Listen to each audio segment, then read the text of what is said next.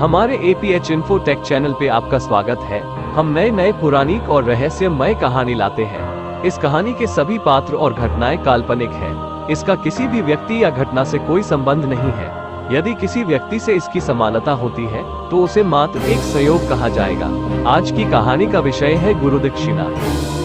गुरु दक्षिणा। एक बार एक शिष्य ने विनम्रतापूर्वक अपने गुरु जी से पूछा, गुरु जी, कुछ लोग कहते हैं कि जीवन एक संघर्ष है, कुछ अन्य कहते हैं कि जीवन एक खेल है और कुछ जीवन को एक उत्सव की संज्ञा देते हैं, इनमें कौन सही है?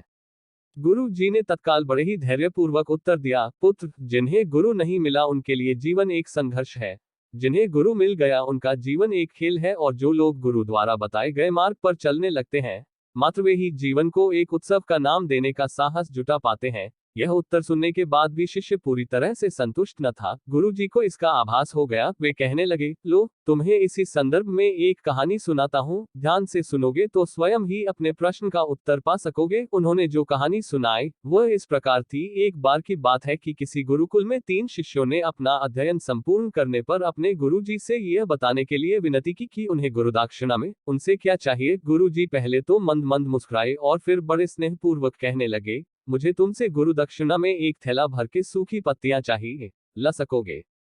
वे तीनों मन ही मन बहुत प्रसन्न हुए, क्योंकि उन्हें लगा कि वे बड़ी आसानी से अपने गुरु जी की इच्छा पूरी कर सकेंगे। सूखी पत्तियां तो जंगल में सर्वत्र बिखरी ही रहती हैं। वे उत्साहपूर्वक एक ही स्वर में बोले, जी गुरु जी, जैसी आपकी आज्ञा। अब वे तीनों शिष्य चलते चलते एक समीपस्थ जंगल में पहुंच चुके थे, लेकिन यह देखकर कि वहां पर तो सूखी पत्तियां केवल एक मुट्ठी भर ही थी, उनके आश्चर्य का ठिकाना न रहा। वे सोच में पड़ गए कि आखिर जंगल से कौन सूखी पत्तियां उठा कर ले गया होगा।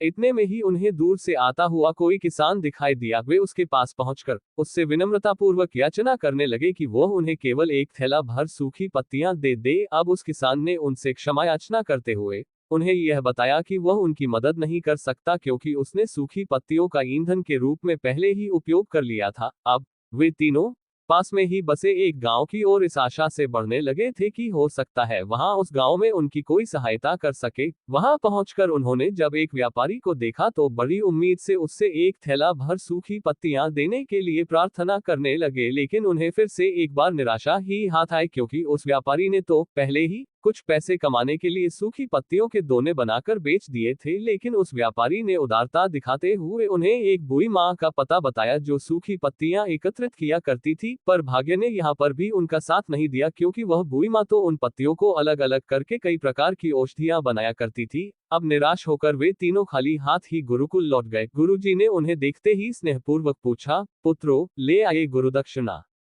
तीनों ने सर झुका लिया। गुरुजी द्वारा दोबारा पूछे जाने पर उनमें से एक शिष्य कहने लगा, गुरुदेव, हम आपकी इच्छा पूरी नहीं कर पाए। हमने सोचा था कि सूखी पत्तियां तो जंगल में सर्वत्र बिखरी ही रहती होंगी, लेकिन बड़े ही आश्चर्य की बात है कि लोग उनका भी कितनी तरह से उपयोग करते हैं। गुरुजी फिर पहले ही की तरह मुस्कुराते हुए प्रेमपूर्वक बोले, निराश क्यों होते हो?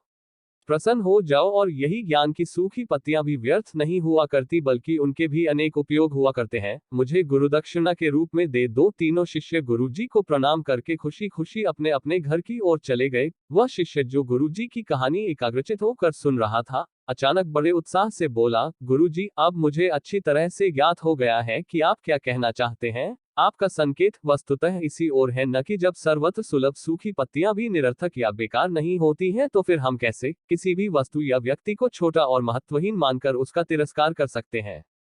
चींटी से लेकर हाथी तक और सुई से लेकर तलवार तक सभी का अपना अपना महत्व होता है। गुरुजी भी तुरंत ही बोले, हाँ पुत्र, मेरे कहने का भी यही तात्पर्य है कि हम जब भी किसी से मिले तो उसे यथायोग्य मान देने का भरसक प्रयास करें, ताकि आपस में स्नेह, सद्भावना, सहानुभूति एवं सहिष्णुता का विस्तार होता रहे और हमारा जीवन संघर्ष के बजाय उत्सव बन सके। दूसरे, यदि जीवन को एक खेल ही माना जाए तो बेहतर यही होगा कि हम निर्विक्षेप, स्वस्थ एवं शांत प्रतियोगिता में ही भाग लें और अपने निष्पादन तथा निर्माण को ऊंचाई के शिखर पर ले जाने का अथक प्रयास करें। अब शिष्य पूरी तरह से संतुष्ट था। अंततः मैं यही कहना चाहती हूँ कि यदि हम मन, वचन और कर्म इन तीनों ही स्तरों पर इस कहानी का मूल्यांकन करें तो भी यह कहानी खरी ही उतरेगी। सबके प्रति पूर्वाग्रह से मुक्त मन वाला व्यक्ति अपने वचनों से कभी भी किसी को आहत करने का साहस नहीं करता, और उसकी यही ऊर्जा उसके पुरुषार्थ के मार्ग की समस्त बाधाओं को हर लेती है। वस्तुतः हमारे जीवन का सबसे बड़ा उत्सव पुरुषार्थ ही होता है, ऐसा विद्वानों का मत है।